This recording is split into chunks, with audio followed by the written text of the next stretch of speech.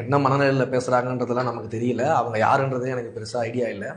ஆனால் வந்து எதற்கெடுத்தாலும் வந்து உத்தரப்பிரதேசத்தில் 500 மரணம், தமிழ்நாட்டில் 24, உத்தரப்பிரதேசத்தில் அப்படி இருக்குது, இங்கே இப்படி இருக்குது, பீகாரில் போய் வாழ்ந்து பாருங்கள், இல்லை வந்து மத்திய பிரதேசத்தில் போய் வாழ்ந்து பாருங்கன்னு பேசுகிறாங்களே, இது போன்ற தற்கொலைகளுக்கு, குறிப்பாக இது போன்ற திமுகவில் இருந்து பேசக்கூடியவர்களுக்கு நம்ம சொல்கிறது ஒன்று தான்.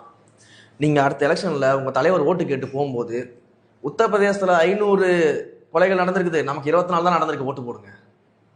உத்தரப்பிரதேசத்தில் வந்து 1000 பெண்களுக்கு மேலே வந்து பாலியல் குற்றச்சாட்டுகள் இருக்குதா பெண்களுக்கு, நம்மளதுல வெறும் ஒரு 100 தான் இருக்குது, ஓட்டு போடுங்க. உத்தரப்பிரதேசத்தை விட நான் இந்த விஷயத்தை வந்து இப்படி பண்ணுறேன், மாப்பியில் இந்த விஷயத்தை நான் இப்படி பண்ணுறேன் அப்படின்னு சொல்லி நீங்கள் கம்பேரிசன் பண்ணி ஓட்டு கேளுங்களேன். ஏன் நீங்கள் ஓட்டு கேட்கும்போது ஏன் அந்த கம்பேரிசன்லாம் பண்ண மாட்டீங்க? ஓட்டு கேட்கும்போது கேளுங்க, பண்ணுங்க, மக்கள் உங்களை ஏற்றுப்பாங்களா? அந்த தைரியம் இருக்குதா உங்களுக்கு? அது என்னங்க, மக்கள்கிட்ட வாக்குறுதி கொடுக்கும்போது மட்டும் உங்களுக்கு ஊப்பி மாப்பிலாம் தெரியல, உங்கள் ஆட்சியில் குற்றம் நடந்தால் மட்டும் ஊப்பி மாப்பியை கூட இழுத்துக்கிறீங்க.